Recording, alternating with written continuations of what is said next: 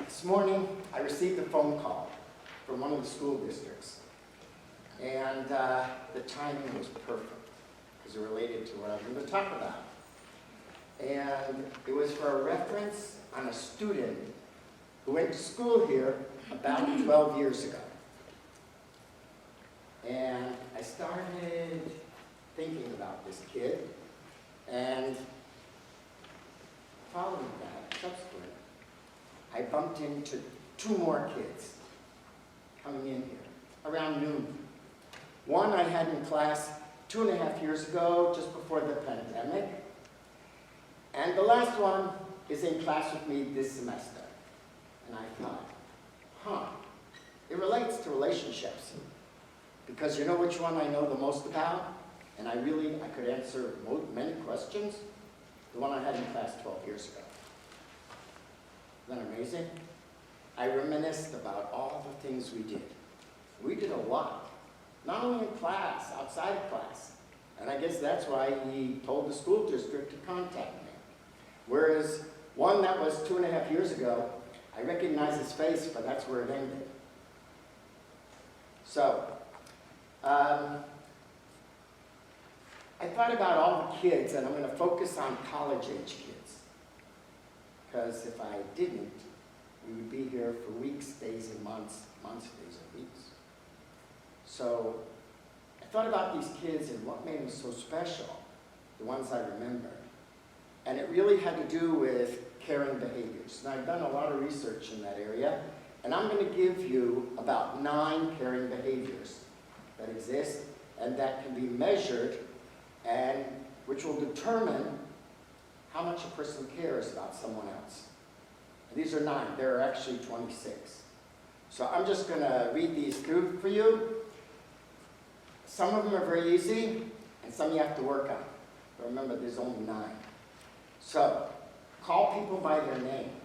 Really important. People love to hear their name. And even when you're talking to them, repeat their name. Eye contact. Do you ever notice talking to people, some people don't make eye contact? They're looking down. Make eye contact. It shows you care. Be positive. Always be positive. If you're feeling negative, don't go there. I'm telling you from experience. Don't. Listen. That one is crucial. Listening is one you have to practice because people love to be listened to. And as I share some of the stories about these students, that was key. And I mentioned before, this Dr. Rachel Raymond talks about generous listening. So generous listening is when you really listen. You don't have your cell phone, you don't have distractions, you totally listen.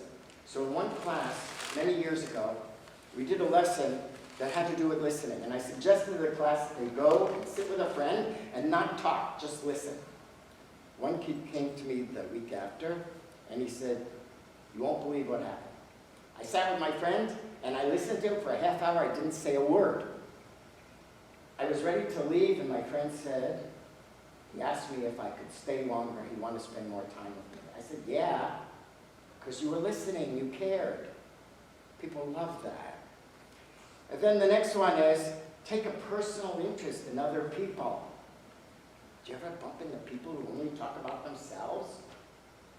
Focus on the other person.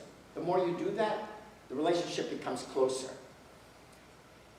Make time for people. Always make time. And we're all busy.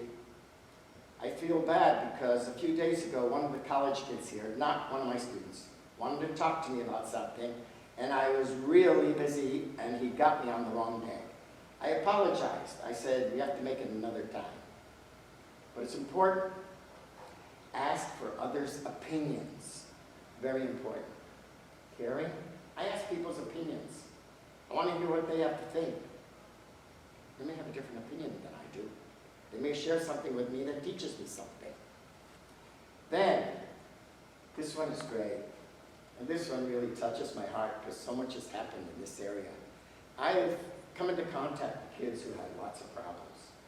I am not in the field of psychology, but they insisted on meeting with me. And this one kid called me up on a Saturday night, And he said, Professor, I don't think I can take it any longer. I gotta talk. We gotta talk. I said, well, there's a brunch in the morning. We'll go. I'll speak to dietary, and I'm sure the director will allow me to bring you. We talked. It was rough, really rough, on him. After the meal, we ate first. I went to the director of dietary. I said, okay, I'm ready to pay. How much do I owe you? She said, it's already been taken care of. This happened so many times I can't tell you. I went to lunch with a college kid, and I was ready to pay. And I went to the lady and I said, how much do I owe? She said, it's already been taken care of. I looked at him, I said, did you pay? He said, no. I said, well, I didn't pay. Then I said something ridiculous. I said, do you think your parents paid? He said, my parents don't know where I am. I said, yeah. It happens so many times I can't tell you. Maybe it's karma, right? So sit down and have coffee or have a meal with someone. It shows you care. And then recognize someone's achievements. It's always interesting. You know someone's achievement, say something. It shows you really care. So let me share some stories. I am sharing you the tip of an iceberg. Some of them, there's much more involved. But I wanted to share with you what goes on. These kids attended Stockton over the last approximately 12 years. And during that time, the relationship I had with them was very close. And I tried to figure out why. You know, when you're involved, you don't see it. So this first one, he was on drugs during his teenage years. And it looked to me like, we used to talk after class, it looked to me like he was going back that way. I could have been wrong, but it looked like it. So I did some research, I asked around, and I made a phone call to the rehab center in Atlantic City. And the chaplain I spoke to said, bring him right down today. I said, don't wait. He said, no, bring him today. So I told this kid, after class, have lunch, do something, and I'll text you. And when I text you, you come to my car. He knew where I parked. So he comes to my car. I said, do you trust me? He said, 100%. I said, well, we're going to Atlantic City. He said, yeah. I said, no, it's not the casinos. We're going to rehab, and we're going to learn about drugs. Well, I didn't know what we were facing any more than he knew.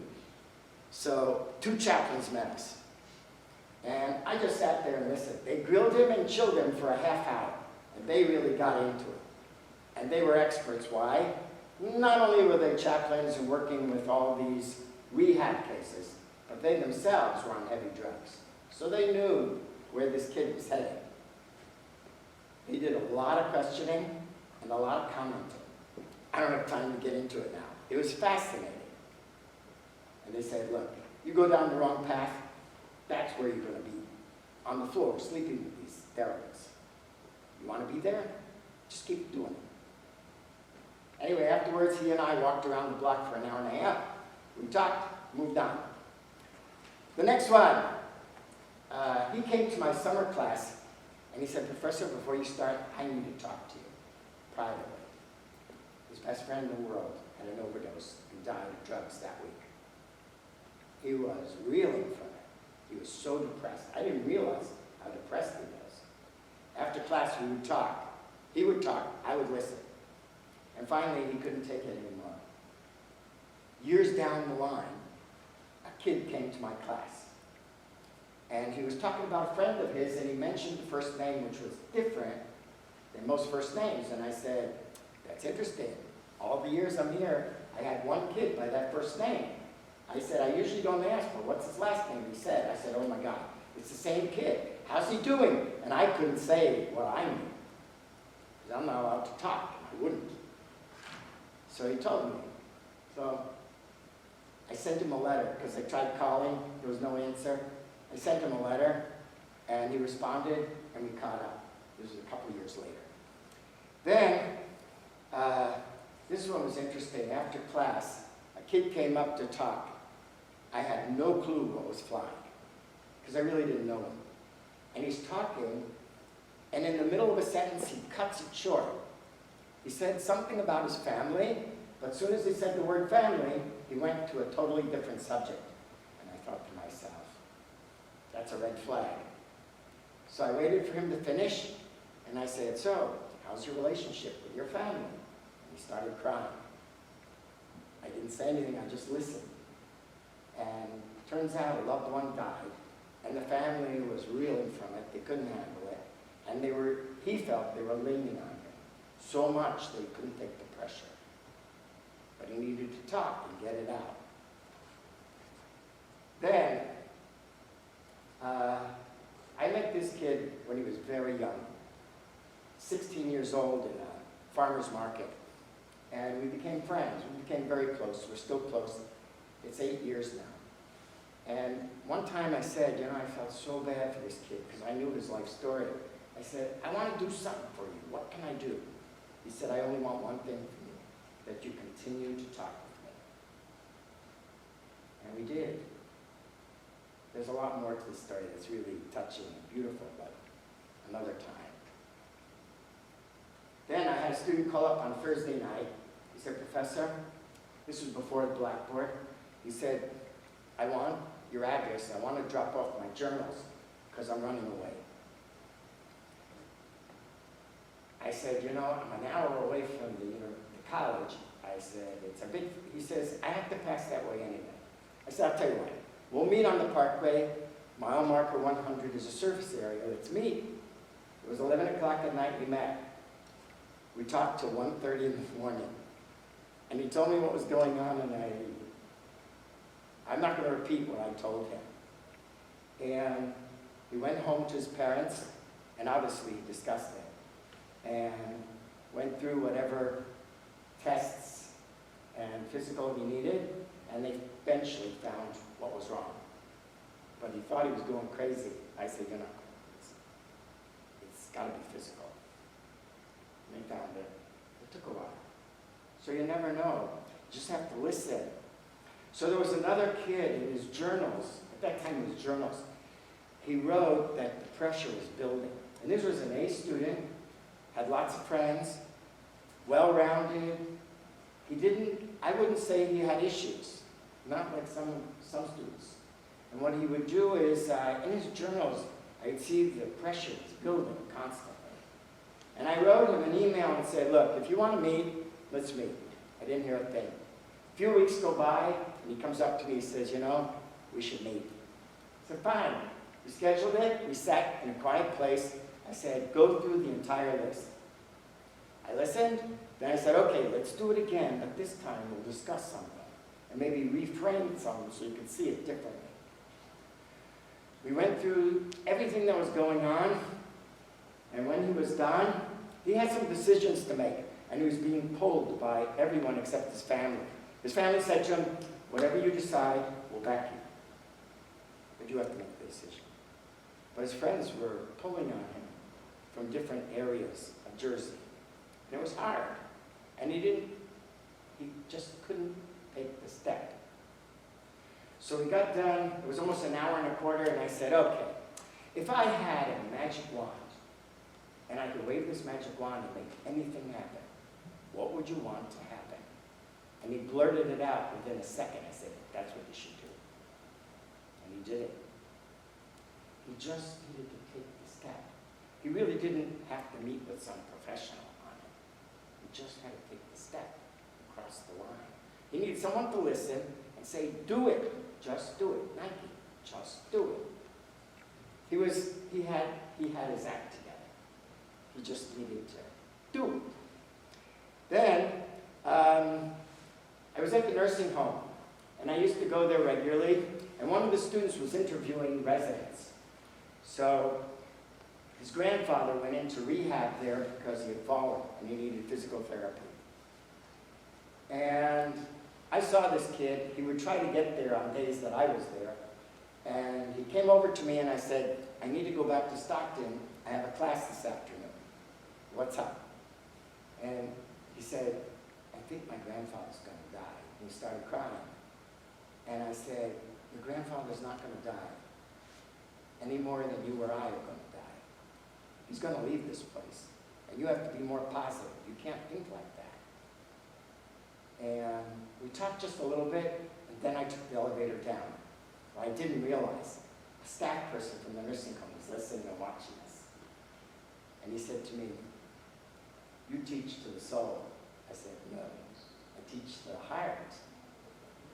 And I guess he was touched by it, but this kid and I knew each other very well. And he really was upset. There's a lot more to that story, too. Then there was a kid who worked, 20-year-old, he worked at the Dollar Tree. Every time I went in, he would talk. And one day, I guess he was shelving stuff, and he talked about an hour. Then in the middle, sometime during that talk, he started crying. I get a lot of guys crying. I always have tissues on me, because you never know. I got tissues there. You never know. So he's crying, he says, "You know, my dad never told me he was proud of me, and he never told me he loved me." I thought, that's sad. Oh, that's sad. Father never told him. I hear parents sometimes say that. "Oh, you know, they understand." No, they don't. They don't understand. You got to tell them. This one was great. I used to return the journals by hand. They were handwritten, and I would put notes on them. So on this one, I put, "I am very disappointed in you." Now, I don't know if you realize that is a powerful statement. So he got it. Everything was cool. The whole class left, and he was there. And I looked at him, and he starts crying. And I look at him. He said, "Professor, I don't want you to be disappointed in me." I said, "Then you better start working." I said, "You're going to fail this class. It's enough. Start working." Anyway, we met a few times. He received a letter from Stockton, and he wasn't welcome back in the fall. He was upset. I said, "So what are you going to do about it?" "I'm not doing anything. What are you doing?" He said, "Well, I'm going to appeal." I said, "I want to tell you, I know who the committee is." I said, "They're not going to take any BS. If you give them a line, they're going to tell you to go fly a kite. If you tell them what you're going to do, you better follow through, because otherwise you're not getting to first base." And he did. He turned D's and F's into A's and B's. He did it. I knew he could. He didn't believe in himself. That was the problem. Then, Charles Schultz. Do you know his philosophy? So I believe in this philosophy. Nobody cares how much you know until they know how much you care.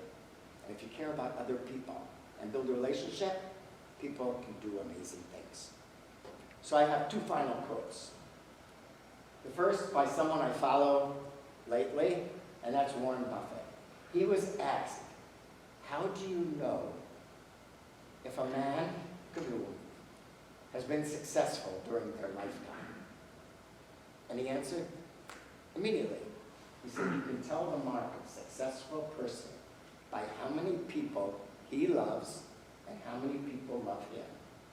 He's talking about relationships. Then, the second quote comes from the Torah. So there's a line in the Torah, and Hillel, one of the great rabbis of about 2,000 years ago, said, "This sentence is the most important sentence in the whole Torah, and the rest is all commentary." So what's the sentence? So it states, "V'ahavta l'reacha kamocha." Now most people translate that, and you should love your neighbor as yourself. However, there's another translation that works even better. And you can do it with the Hebrew. "V'ahavta l'reacha kamocha," and then it says, "Ani Hashem." And people forget the next part, which is, "I am God." So the rabbi said, here's the way you interpret it, or translate it. If you will love your friend as much as you love yourself, then I, God, will join you. And that would be a powerful team, and you'll accomplish your goals and dreams. And that's what you need. It has to be love, it has to be relationships, and people working together. And that makes